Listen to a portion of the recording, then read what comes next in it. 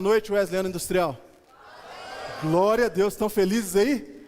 Graça e paz, amém? Eu quero convidar você a abrir a sua Bíblia comigo nesta hora. No Evangelho de Lucas, capítulo 9, nós vamos ler do versículo 28 ao 36. Lucas, capítulo 9, glória a Deus. A partir do versículo 28.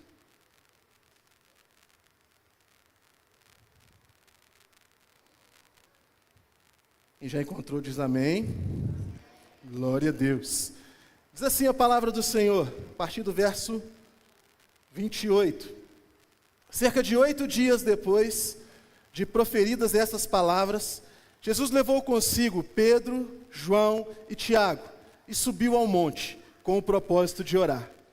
E aconteceu que, enquanto ele orava, a aparência do seu rosto se transfigurou e a roupa dele ficou de um branco brilhante. E eis que 2 homens falavam com ele. Eram Moisés e Elias, que apareceram em glória e falavam da morte de Jesus, que ele estava para cumprir em Jerusalém. Pedro e seus companheiros estavam caindo de sono, mas, conservando-se acordados, viram a glória de Jesus. E os 2 homens que estavam com ele, Quando estes começaram a se afastar de Jesus, Pedro lhe disse: Mestre, bom é estarmos aqui.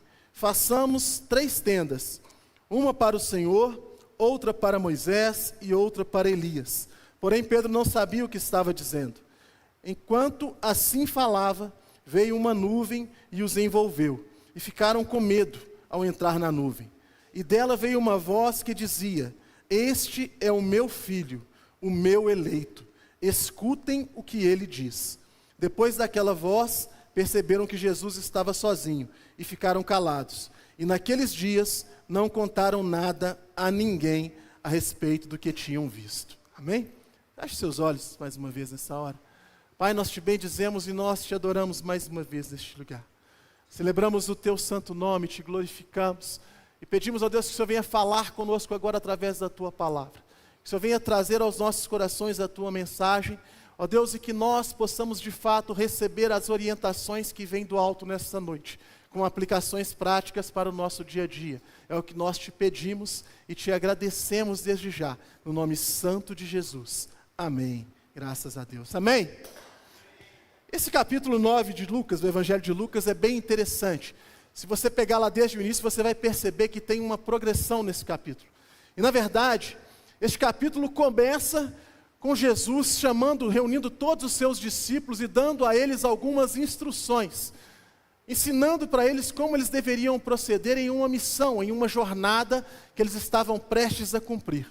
Jesus orienta e mostra a forma como eles deviam agir e ordena que eles vão por todas as aldeias e por toda a vizinhança para pregar o Evangelho, para falar das coisas que eles já estavam ouvindo de Jesus, que eles estavam recebendo de Jesus.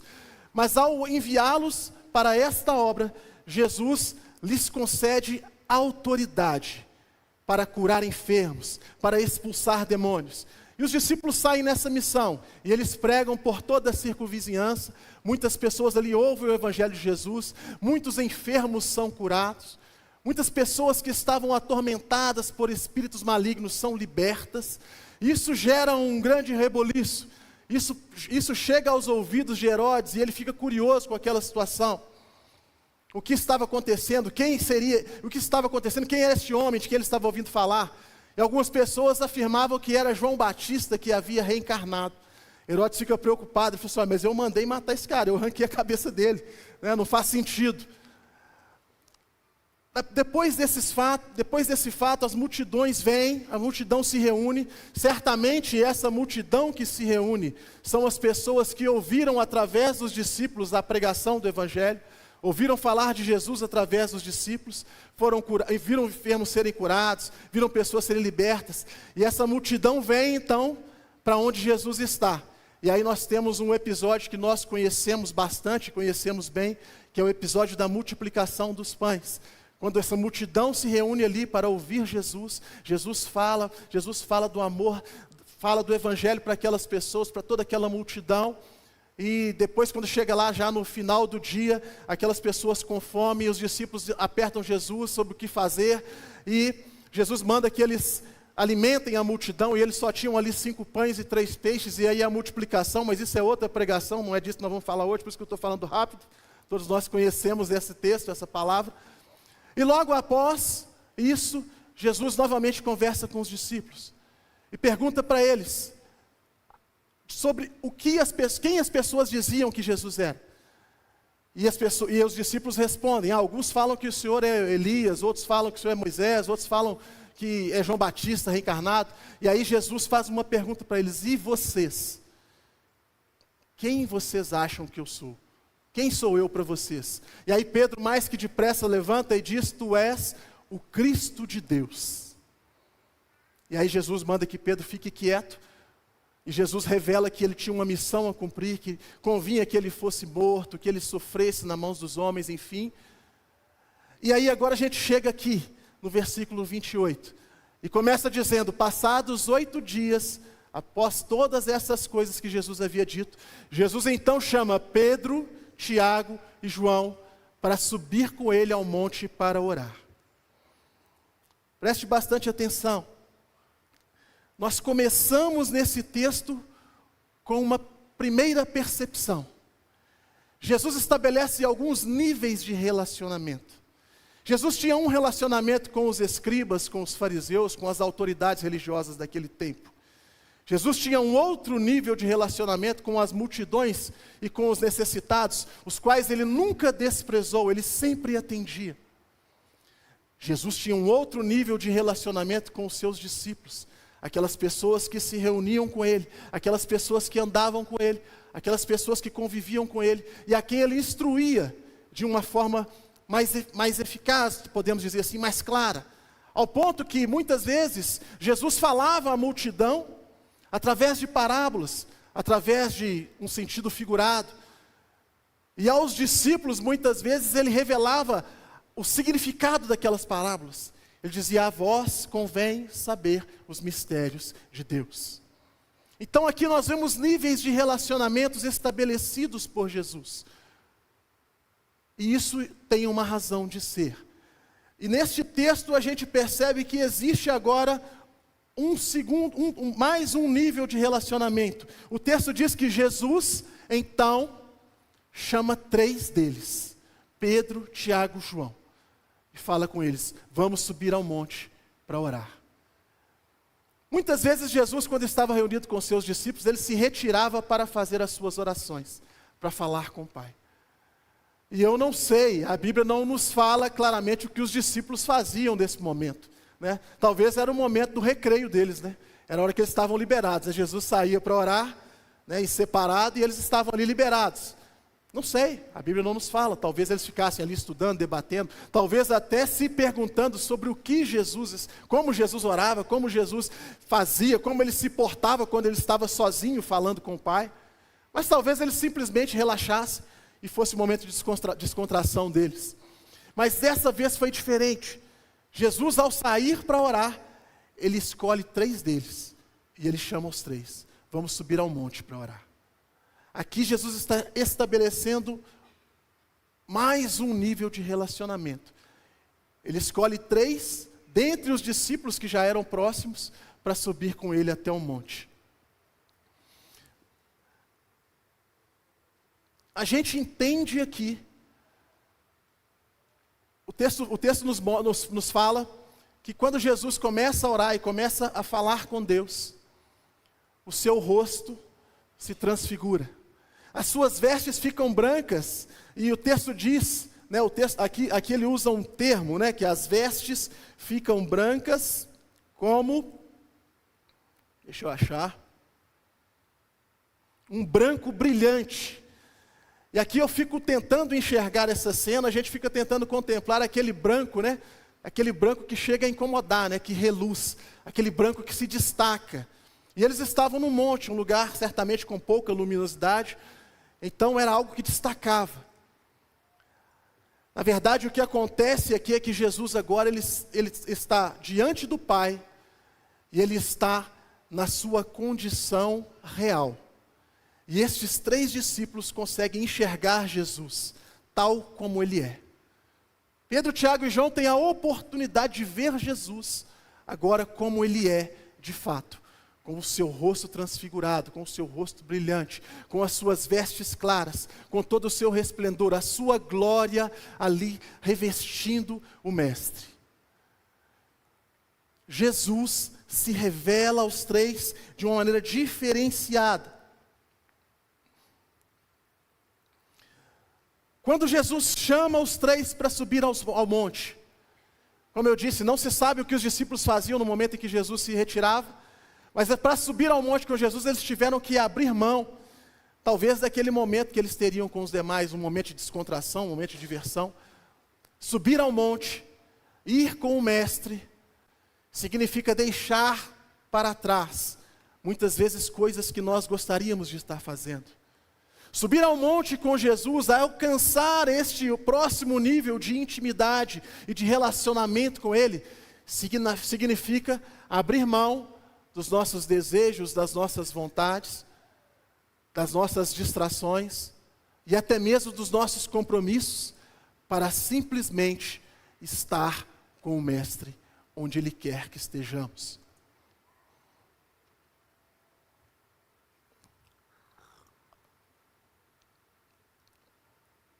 A gente percebe que enquanto Jesus estava orando, Moisés e Elias aparecem. E eles começam a conversar ali com Jesus. E os discípulos estavam, o texto diz, tomados pelo sono. Eles estavam ali, talvez com a dificuldade até mesmo de suportar, de se concentrar, ou de permanecer firmes, porque estavam com muito sono naquele momento. Mas ainda assim eles conseguem contemplar Jesus. Eles conseguem ver Moisés, eles conseguem ver Elias. E a palavra diz que Moisés e Elias, eles vêm conversar com Jesus justamente sobre a sua morte. Justamente sobre aquilo que haveria de acontecer e que Jesus já estava falando com os discípulos. E eles falavam sobre isso. E os discípulos ali tomados de sono, tomados pelo cansaço. Talvez em alguns momentos cochilando. Talvez em alguns momentos não conseguindo, de fato, romper. O sono aqui tem a ver, de fato, com o nosso cansaço, com a nossa limitação humana. Às vezes a gente chega aqui num culto como esse, num domingo à noite, depois de uma semana longa, de muitos afazeres e de muito trabalho, de muita coisa, e às vezes a gente chega aqui exatamente dessa forma. A gente chega aqui já esbagaçado, Só, como diz, só o pó, Às vezes a gente chega aqui exatamente nessa condição, caindo de sono. O sono tem a ver sim com o nosso cansaço, mas o sono também tem a ver com o nosso desleixo. O sono também tem a ver com o nosso desinteresse por algo que está acontecendo.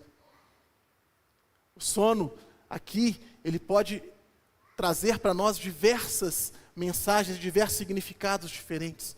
O sono tem a ver com o fato de não ser o mais importante, não ser a minha prioridade, ou não ser o principal para mim o que está acontecendo.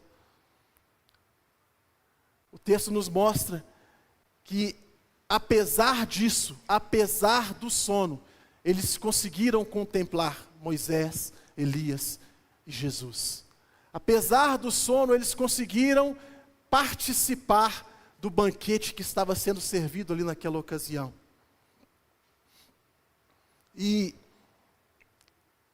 ao despertarem, ou seja, eles perderam alguma parte, daquilo ali, mas ao despertarem e contemplarem, eles veem uma cena que era uma cena tão espetacular, uma cena tão grandiosa, que Pedro chega até Jesus e fala com Jesus, Nós poderíamos construir aqui 3 tendas, uma para o Senhor, uma para Moisés e uma para Elias. O que Pedro estava dizendo? Olha, a gente até cochilou aqui por algum momento. A gente até perdeu alguma parte do que aconteceu. Mas o que nós estamos contemplando aqui é tão esplêndido, que a gente não quer ir embora. A gente quer ficar mais. A gente quer passar mais tempo aqui contigo, com Moisés, com Elias. A gente quer viver mais essa experiência. Às vezes nós passamos por situação parecida com essa. Às vezes nós participamos de alguns eventos, né, de alguns eventos, alguns acontecimentos na igreja, em que nós sentimos exatamente essa sensação. Nós sentimos exatamente isso, né? Quantas vezes quando a gente termina lá o RCA, né, termina o retiro do coração abrasado, a gente está morto e cansado, a gente está despedaçado, né, com o serviço, com tudo aquilo que acontece ali. A gente vem para cá com aquela sensação do dever cumprido, com o cansaço, mas também com aquela pontinha de tristeza de por que acabou tão rápido, né? Por que passou tão depressa? Às vezes um culto, né, como a festa que nós fizemos aqui há poucos dias, a festa dos Gcéus, onde a gente contempla a alegria, a felicidade que é estarmos juntos, estarmos servindo ao Senhor, estarmos adorando a Ele. A gente vê a quantidade de pessoas aqui que estão sendo transformadas através dos nossos Gcéus. E a gente vem num culto, numa festa dessas, a gente tem essa sensação também, a gente não gostaria que ele acabasse, né? A gente gostaria de ficar aqui mais tempo. Os retiros, conferências, quantos eventos nós participamos, e ao contemplar a presença de Deus quase palpável, nós sentimos exatamente essa sensação de Pedro. Podíamos ficar aqui, podíamos não voltar mais para casa, gostaríamos de desfrutar mais disso aqui, dessa presença, desta unção.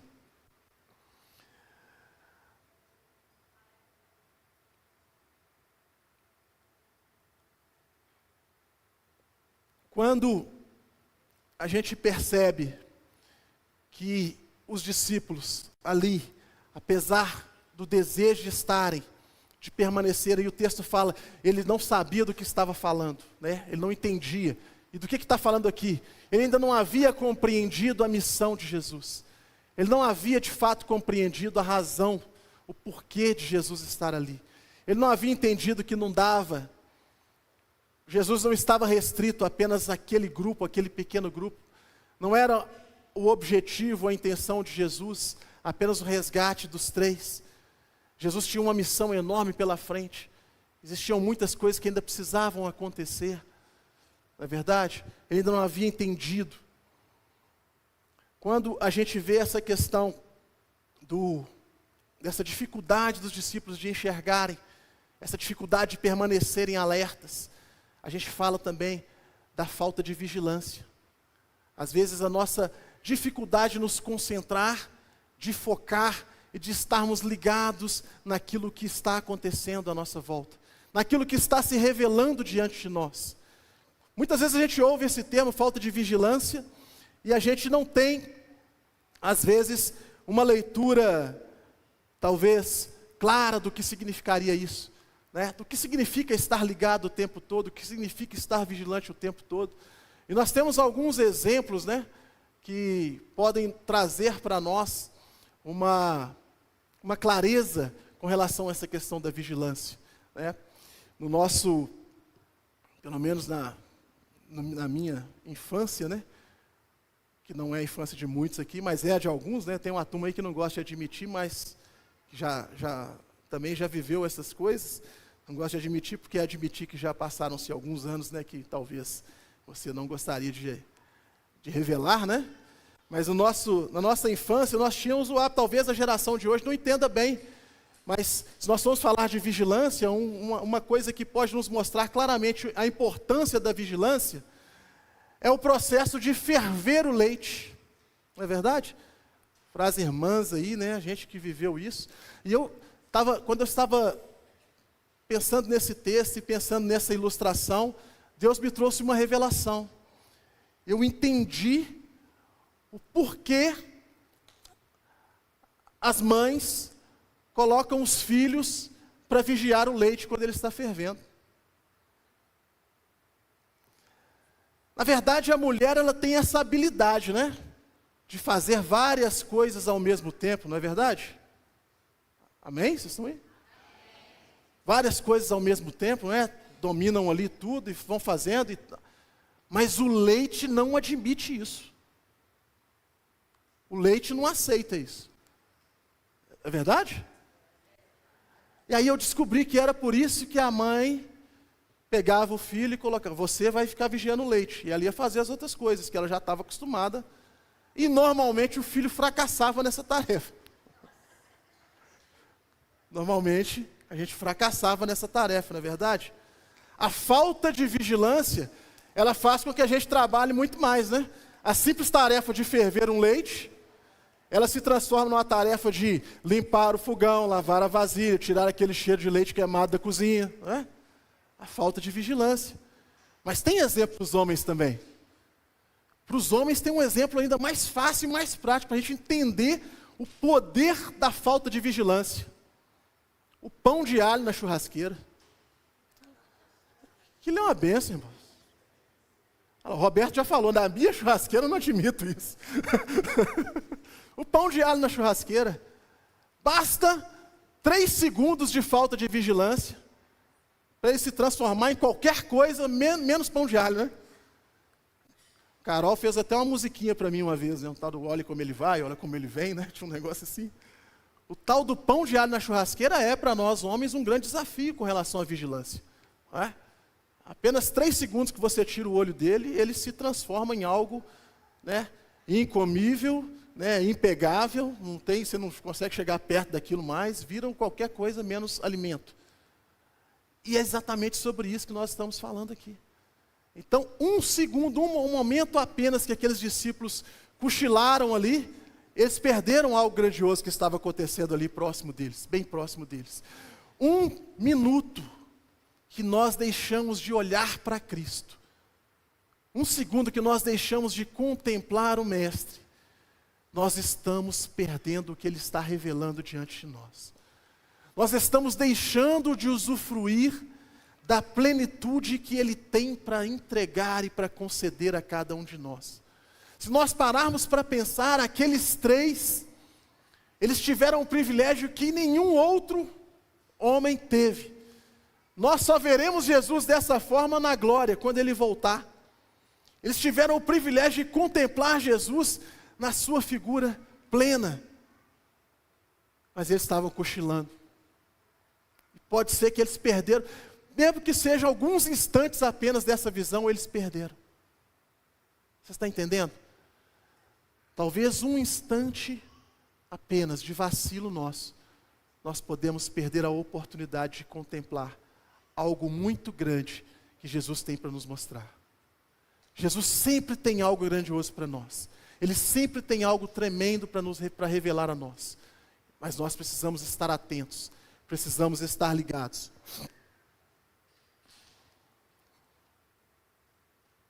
Quando a gente fala sobre essa questão de não querer ir embora, sobre a importância de viver o momento e sobre a importância daquilo que se revelava e que se mostrava diante deles, nós entendemos que o mais importante de tudo e a razão de tudo aquilo que aconteceu ali era a presença de Jesus. E essa é a boa notícia para nós. Para vivermos o sobrenatural, para contemplarmos Cristo, para viver essa essência, nós só precisamos da presença de Jesus.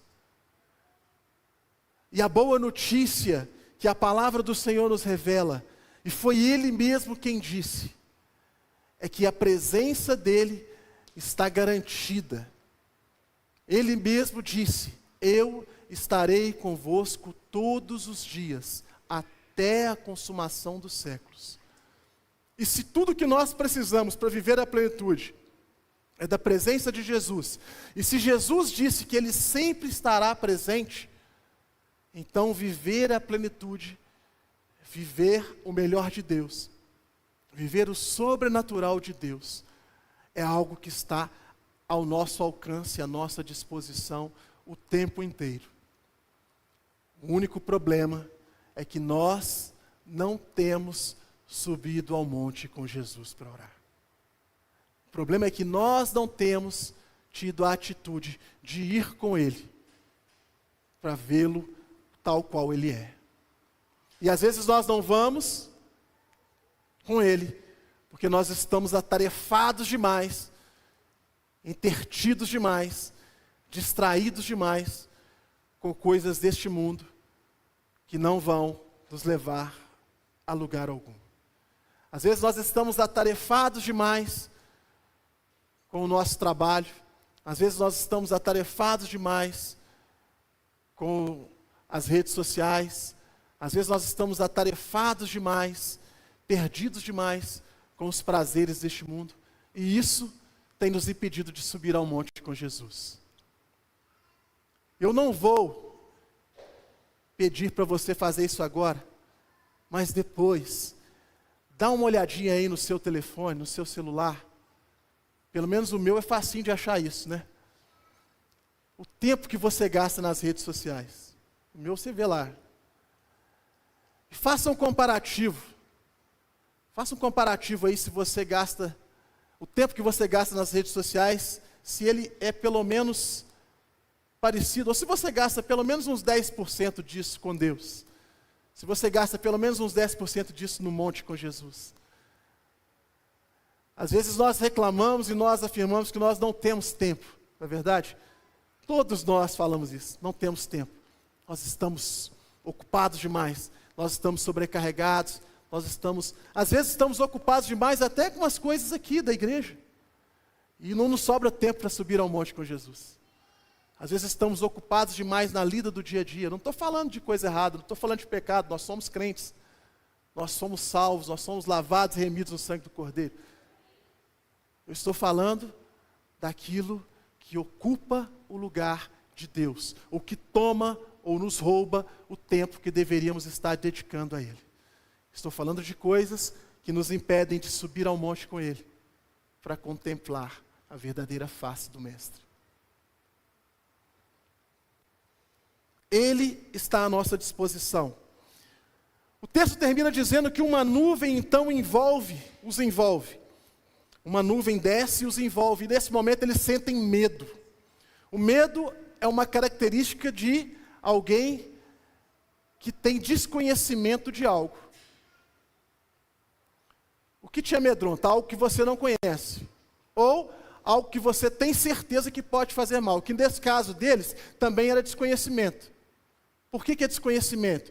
Se eu estou com Jesus e Ele tem todo o poder, logo nada pode me fazer mal. O medo é uma insegurança de quem não sabe ou não tinha a verdadeira percepção de quem Jesus era. Este mesmo medo que eles sentiram no barco, este é o mesmo medo que eles sentiram em outras ocasiões, que mostra que de fato eles ainda não conheciam na essência quem era Jesus.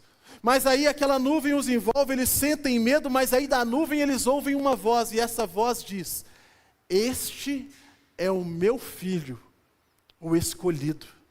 Ouçam o que ele tem a dizer. Nesse momento o medo vai embora, porque eles ouvem e eles conseguem identificar e eles percebem que essa é a voz de Deus, do próprio Deus a quem eles serviam. E Deus aqui estava respondendo para eles algo que começou numa conversa lá atrás, antes da multiplicação dos pães, quando Jesus perguntou para eles: e vocês, quem vocês acham que eu sou? Pedro até respondeu de bate-pronto, né? Tu és o Cristo de Deus. Mas agora o próprio Deus confirma para eles: sim, Ele é o meu filho, Ele é o escolhido.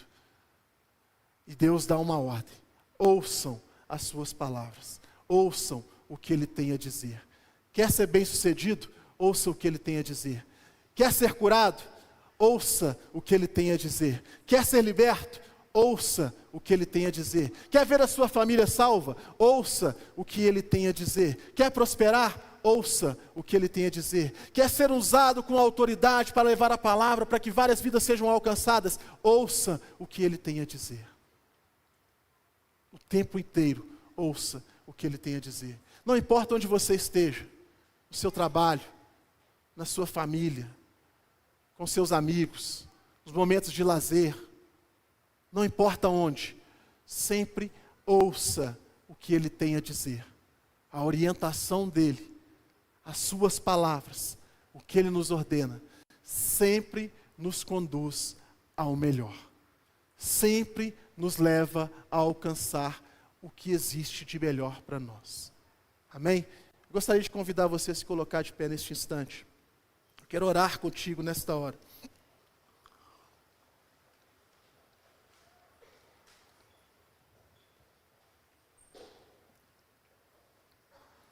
segredo para viver o sobrenatural: ouvir e obedecer a Jesus. Aqui nós estamos falando de uma relação que nós também temos tentado viver neste lugar. Nós estamos falando de algo que nós temos realizado, nós temos feito aqui. E nesta hora, eu quero fazer algo um pouquinho diferente aqui, aproveitando que nós temos tempo, e isso é proposital.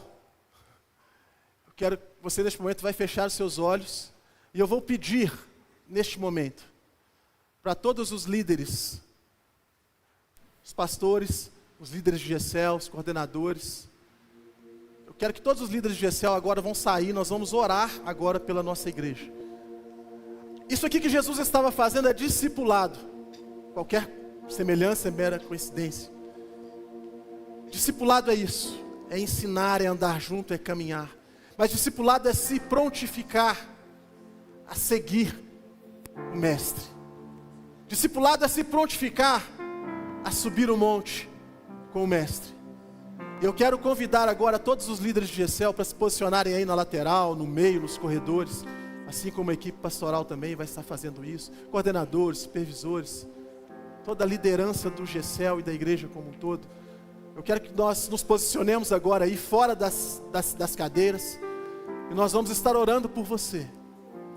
Neste momento você vai fazer uma oração, você vai assumir um compromisso nesta hora com Deus, você vai assumir um compromisso com Jesus.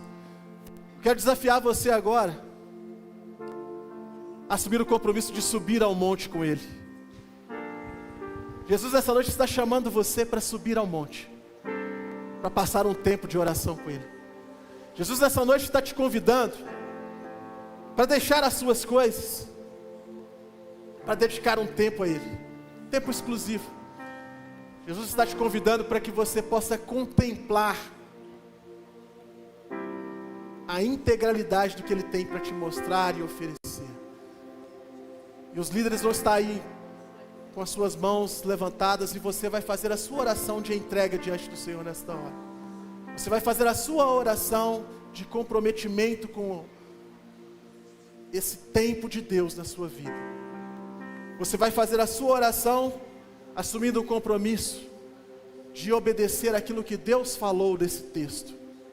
Ouvir o que Ele tem a dizer, ouvir as orientações dEle e seguir fazendo e cumprindo o que Ele tem declarado na sua vida.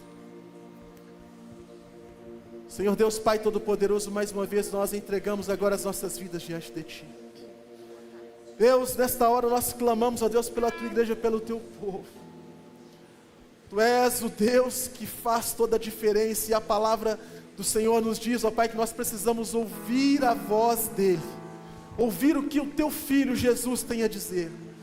Neste momento as nossas mãos estendidas, ó Pai, sobre a Tua igreja, nós declaramos, ó Deus, nesta hora, ó Pai, neste ato, ó Deus, nós ministramos, ó Deus, sobre estas vidas que assumem nesta noite um compromisso contigo, um compromisso, ó Deus, de priorizar, ó Pai, o Senhor, um compromisso de fato, ó Deus, de ouvir a voz de Jesus, de prestar atenção, de estar ligado, de focar em Cristo e de viver, ó Deus, a plenitude que Ele tem a oferecer. Nesta hora, ó Deus, nós clamamos, ó Deus, pela Tua igreja que está aqui reunida, ó Pai. Ó Deus, nós declaramos agora, ó Pai, que estamos assumindo contigo esse compromisso de seguir o Mestre de fato nos submetermos, ó Pai, às Tuas palavras, às Tuas ordens. Ó Deus, nós queremos contemplar a plenitude, nós queremos participar desse diálogo de Jesus, nós queremos ver, ó Pai, sentir, ó Deus, essa presença gloriosa. Nós queremos tocar e contemplar, ó Deus, as Tuas vestes resplandecentes. Ei, Deus, o nosso desejo, ó Pai, é de fato de avançar nesse relacionamento de intimidade. Ó Deus, nos aprofundarmos em conhecer a Cristo cada vez mais. Nos aprofundar em sentir, ó Deus, a plenitude. Ó Deus, em sentir o toque, em perceber o mover, Pai. Ei, Deus, o nosso desejo, meu Pai, é de nos envolver cada vez mais. Ó Deus, é de nos entregar cada vez mais, é de nos prostrar cada vez mais. O nosso desejo é de sentir esta unção e este poder. O nosso desejo, ó Pai, é de nosso dia a dia apontar para Cristo e refletirmos Ele nas nossas atitudes, nas nossas ações. Queremos aprender diretamente dEle, Pai. Queremos de fato, Deus, receber dEle, meu Deus, desta unção. Nós neste momento entregamos diante do Teu altar, diante do Senhor, meu Pai, estas vidas. Cremos, ó Deus, no mover e no agir do Senhor em nosso meio. Tomamos posse, meu Deus, receber essas glórias. Oh, aleluia. Eu encontrei o meu tesouro. Eu encontrei o bem mais precioso.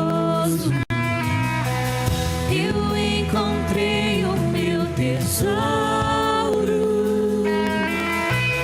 Eu encontrei o bem mais precioso.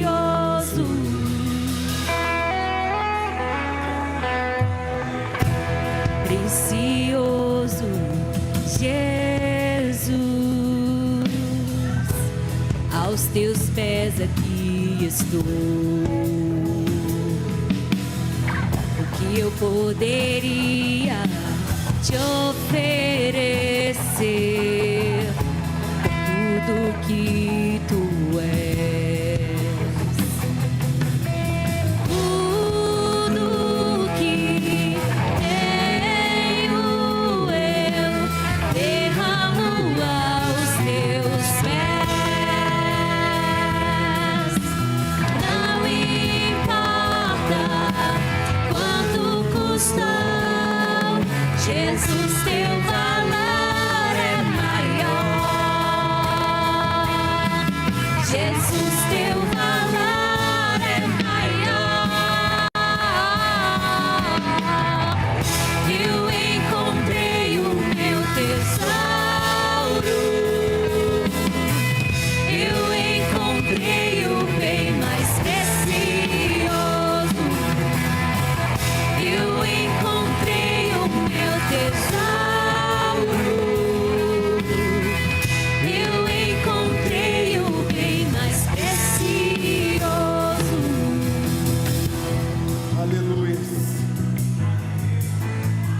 Esta noite Deus fala aos nossos corações. Quero dizer para você uma coisa. Você que está no GECEL, você que tem estado aqui conosco, você que ainda não está no GECEL, você precisa estar em um GECEL, você precisa estar em um desses grupos. A forma como nós vivemos essa palavra que foi ministrada aqui nessa noite é através dos nossos GECELs. Através dos nossos GECELs é que nós estabelecemos esses grupos pequenos, esses grupos de discipulado, esse acompanhamento. É através dos GECELs que nós vivemos esse modelo que nos foi ensinado por Cristo, por Jesus, nada e nem ninguém menos que Ele. Se você está no GECEL, você precisa estabelecer ou participar do discipulado. Precisa ter alguém contigo. Você precisa ter alguém para caminhar junto. Você precisa avançar nessa direção. Você precisa seguir nesse caminho. Não dá para andar sozinho, não dá para avançar sozinho, não dá para evoluir sozinho. O que Jesus fazia com os seus discípulos, o que Jesus fazia com esses três, é o que nós estamos tentando fazer. É o trabalho que nós estamos tentando fazer aqui. Só que hoje, não dá. Jesus não vai voltar aqui para você poder ser discipulado diretamente por Ele. Hoje tem líderes, tem pessoas que estão sendo preparadas para conduzir a sua vida nessa direção. Você precisa encontrar alguém para caminhar junto. Você precisa avançar juntamente com alguém. Não dá para avançar, não dá para andar sozinho. Nós precisamos estar juntos. É assim que Cristo, Jesus não fez isso aqui à toa. Jesus tinha condição de fazer isso para todo mundo, mas Jesus fez isso justamente para nos mostrar, para nos ensinar a forma correta de se fazer. E este é o jeito certo.